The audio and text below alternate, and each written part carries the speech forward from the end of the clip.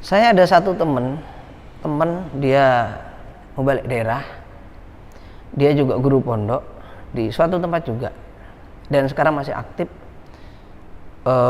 Bahkan dia sampai ngomong ke saya, dia bilang, saya ini menyesal loh mas, kenapa saya harus kenal dengan firqah Islam Jamaah ini begitu. Tapi karena saya lihat, satu, karena dia maisahnya 100% di situ, kemudian bapaknya juga merupakan pengurus daerah di tempat yang lain juga, tim bersih-bersih. Kemudian dari keluarga istrinya juga saya lihat juga agak killer begitu. Akhirnya ya sudah, dia upaya, ya dia tetap di dalam, bahkan juga jadi kayaknya juga jadi tim bersih-bersih. Mungkin prinsipnya seperti yang tadi saya katakan.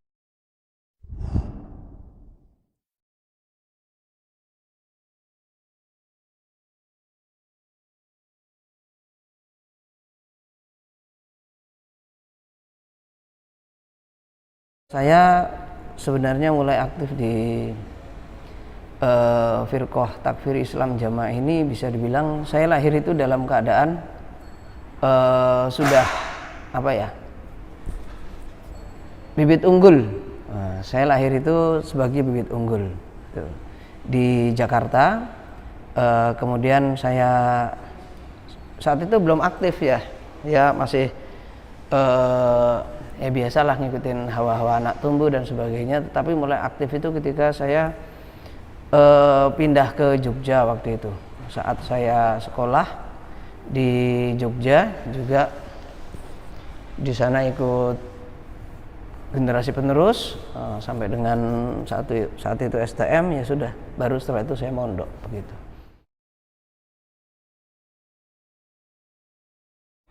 Tugas pertama saya di desa di Kediri, desa Bendo, Pare, Kediri. Kemudian tugas kedua saya di Papua, tepatnya di Kota Raja, Jayapura, Papua.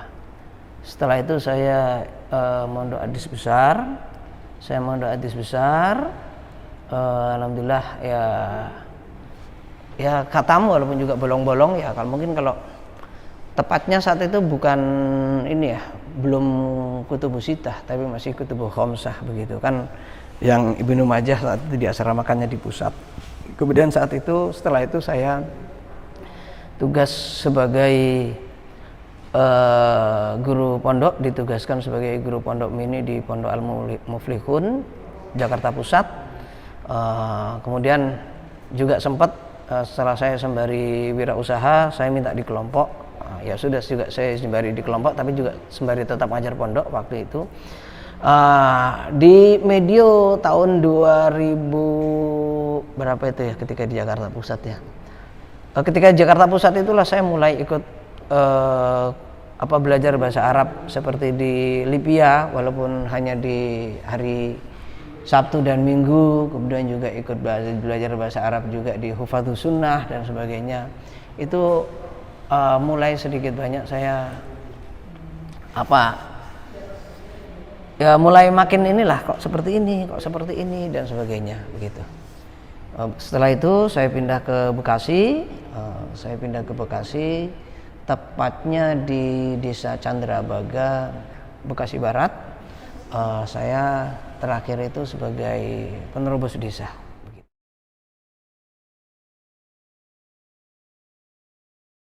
Alasan saya hijrah dari Islam Jamaah sebenarnya adalah, yang pertama, saya menjumpai banyak sekali ketidakcocokan yang menurut saya justru menyimpang dari Al-Quran dan Al-Hadis itu sendiri.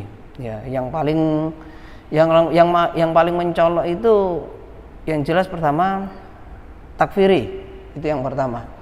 Kenapa kok takfiri? Ini sedikit saya cerita ya, dalam pola pikir saya.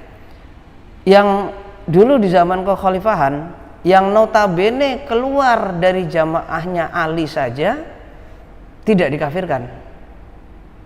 Ali tidak mengkafirkan, para sahabat lain juga tidak ada yang mengkafirkan. Muawiyah beserta ribuan pengikutnya yang juga banyak sahabatnya tidak ada yang mengkafirkan.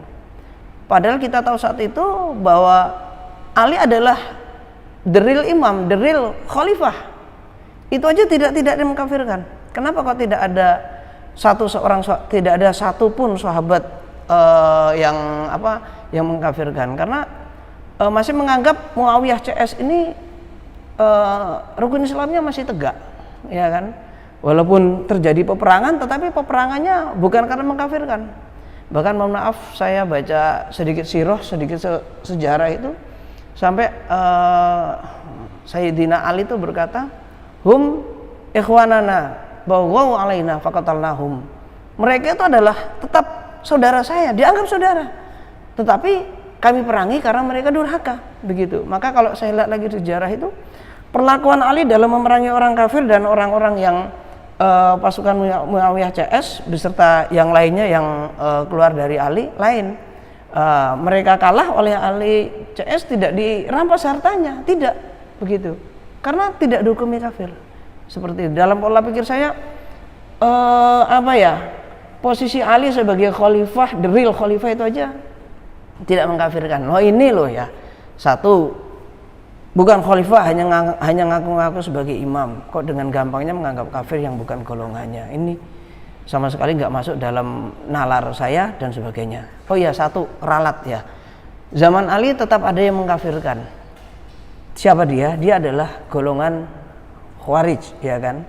Mengkafirkan Ali, mengkafirkan Muawiyah, ya kan? Mengkafirkan siapa lagi yang dijadikan target pembunuhan. Jadi kalau menurut saya, kalau sekarang ada golongan yang ikut mengkafirkan sesama Islamnya, ya dia mengikuti sunnahnya Abdullah bin Muljam, seperti itu. Maka saya jumpai banyak sekali ketidakcocokan. Itu yang pertama, antara lain takfiri. Kemudian yang kedua, bohong ya, dusta. Karena dalam pola pikir saya, tidak akan mungkin agama Islam ini ditegakkan dengan kedustaan, ya kan? Dan Islam tidak butuh kedustaan, ya kan? Belum lagi yang saya lihat di fenomena terakhir ini justru semakin menguatkan pada apa yang saya rasakan, menurut saya ya. Seperti banyak teman-teman yang dipersekusi dan sebagainya, kemudian diputus silaturahimnya dan sebagainya. Saya semakin aneh, ya kan? Dan dengan langkah saya seperti ini, saya justru bersyukur, ya kan?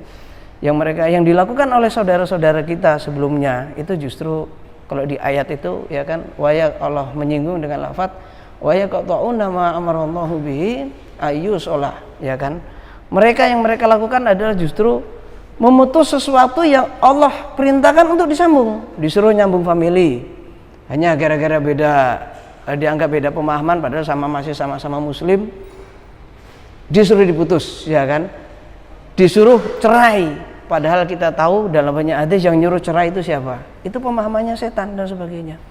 Bahkan dalam satu lagi, tidak dibagi warisnya, pol-polnya, hanya disodakoi, wis eto-eto anai, ya kan?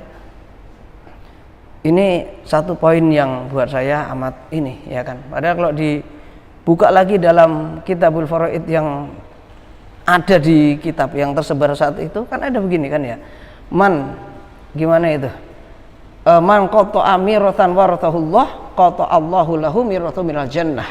Barang siapa yang memutus bagian waris seseorang yang sebenarnya dia punya hak, maka Allah akan memutus bagian surga darinya.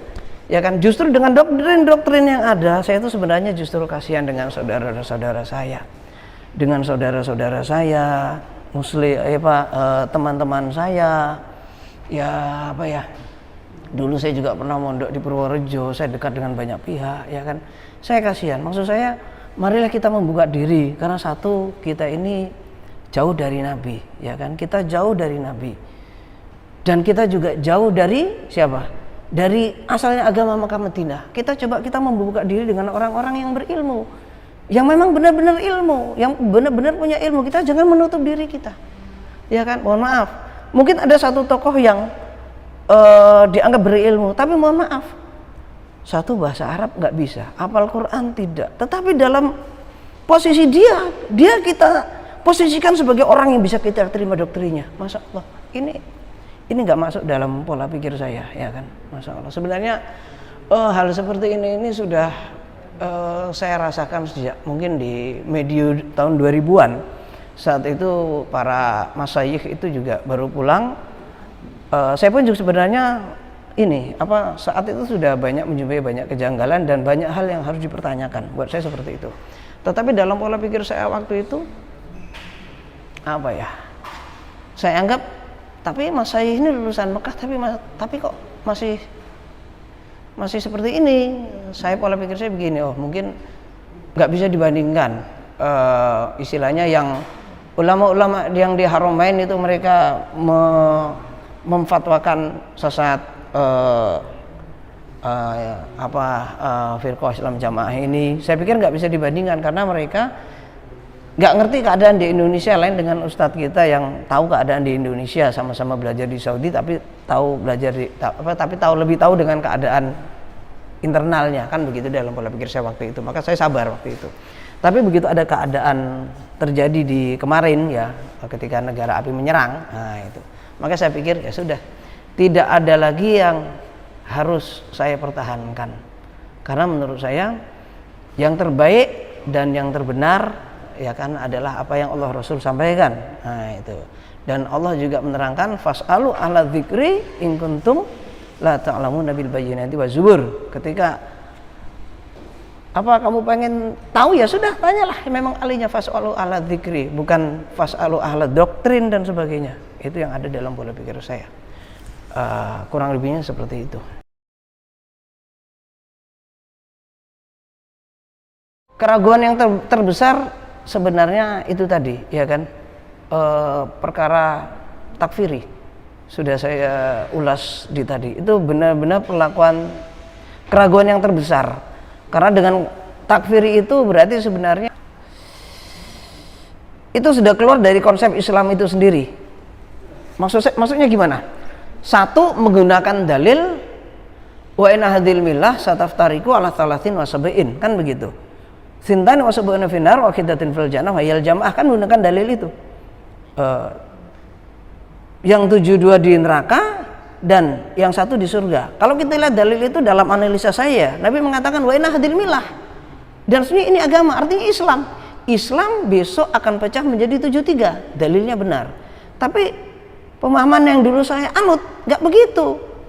Yang Islam cuma satu, yang 72 salah, bukan Islam. Padahal Nabi jelas mengatakan inna hadhil millah, ini Islam semua. Dari dalil itu saja sudah bertentangan. Orang kata Nabi wa inna hadhil millah, kok agama Islam ini akan pecah menjadi 73. Kalau keterangannya dibalik, 73 itu Islam semua. Siapa dia? Dia adalah al-jamaah. Al-jamaah ini semua orang bisa ngaku. Tinggal nanti kita lihat pendekatannya itu bagaimana. Itu termasuk bab takfir yang luar biasa mengganjal seperti itu. Adapun yang lain menurut saya ketika bab takfir ini bisa dihilangkan, maka hal-hal yang lain insya Allah nantinya bisa bisa dibangun dengan baik. Kalau saya sama sekali bukan orang yang berpikiran, ada sebagian yang suudzon kepada saya juga kepada teman-teman saya, katanya ingin pengen IJ itu hancur dan sebagainya. Saya tidak berpikiran seperti itu. Saya hanya ingin bagaimana agar akidahnya itu lurus, tidak melenceng.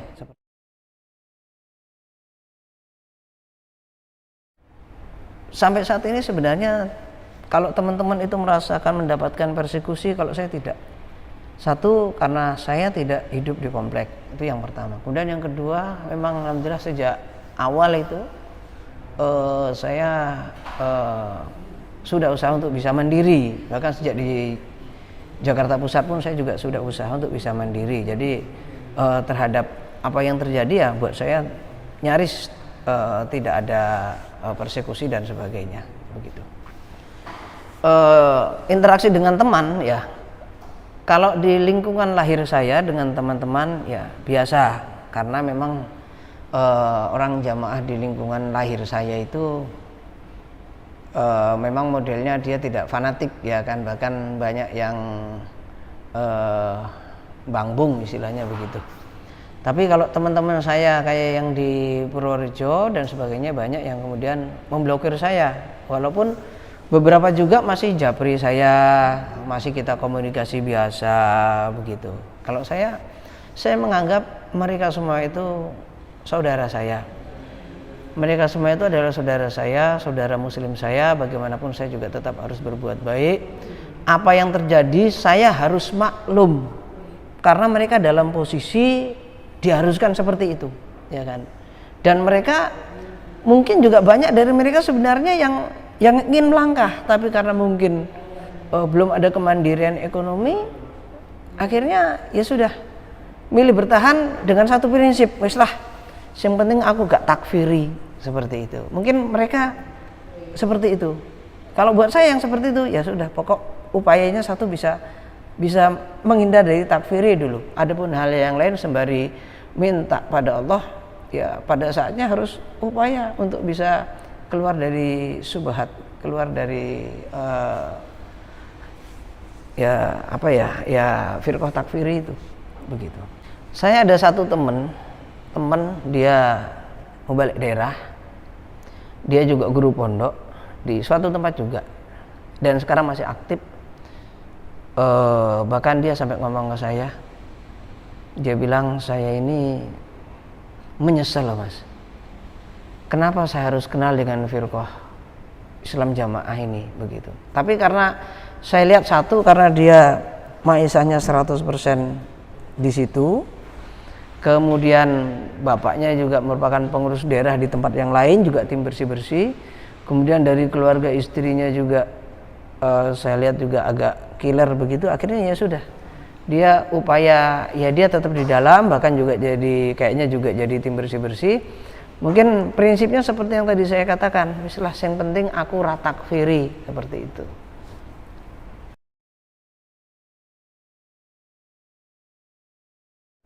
Pesan saya kepada yang masih ada di dalam atau yang bunglon, yang pertama, satu,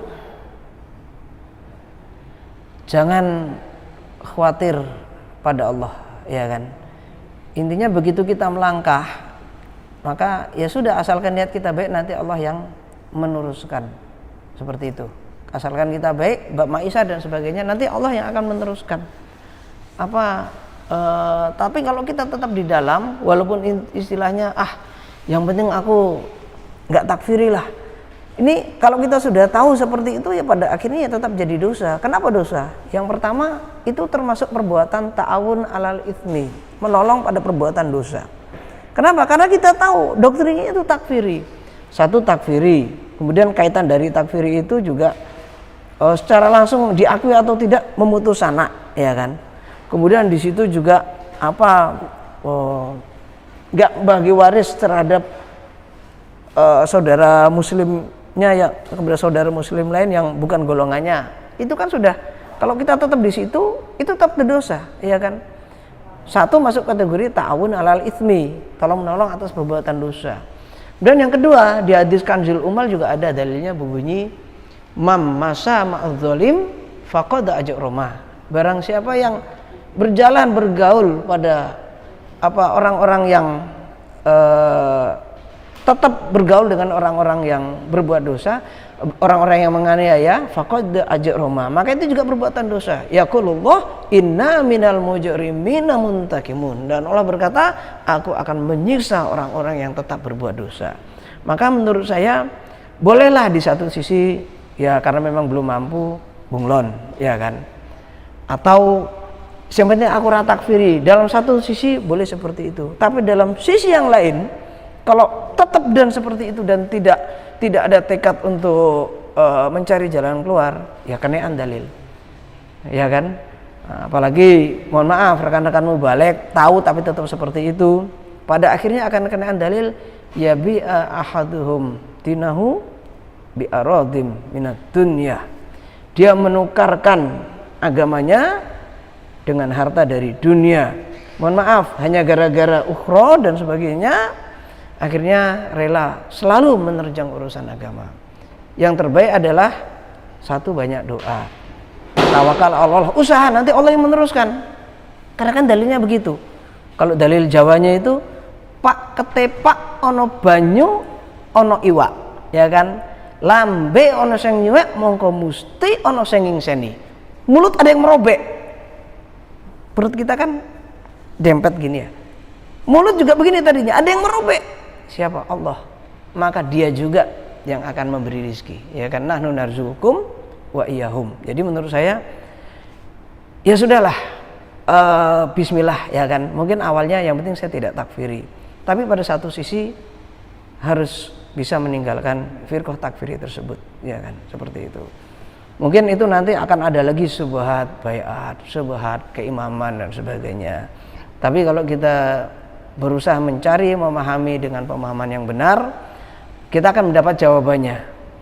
Bahwa kita hijrah ini bukan berarti kita nggak punya baiat, salah, ya kan. Kita hijrah ini bukan kita berarti nggak punya imam, salah, ya kan. Kalau kita lihat sedikit ngulas lagi ini ke arahnya bab syubhat baiat, ya kan. Banyak negara-negara Islam yang tidak mempraktekkan baiat ala jokam, ya kan. Mauritania yang melahirkan banyak ulama, Maroko, Aljazair, Mesir, Irak, semuanya tidak mempraktekkan seperti itu. Apa berarti mereka hukumnya tidak Islam? Ya kan? Dan bukan hanya mereka, zaman Nabi sekalipun. Sahabat Nabi itu jumlahnya mungkin kalau para mu'arrikh menerangkan sampai berapa ya? 140.000 atau apa. Yang terlibat baiat langsung dengan Nabi enggak sampai 2.000. Apa terus berarti sahabat Nabi yang lain kafir semua? Tidak. Itu nanti dalam pembahasan ke para ulama mereka akan menjelaskan seperti ijma' sukuti dan sebagainya. Kita insyaallah akan inilah yang jelas, kita hijrah ini bukan berarti kita tidak punya baiat. Kita hijrah ini bukan berarti kita tidak punya imam. Kita punya baiat, kami punya baiat, kami punya imam. Yang artinya terhadap dalil-dalil ancaman tersebut enggak kenean. Seperti itu. Maka kata Allah, fas'alu ala dzikri in kuntum la ta'lamun. Tanyalah kepada yang tahu. Jangan mau dikungkum dengan subhat. Demikian insyaallah. Ya.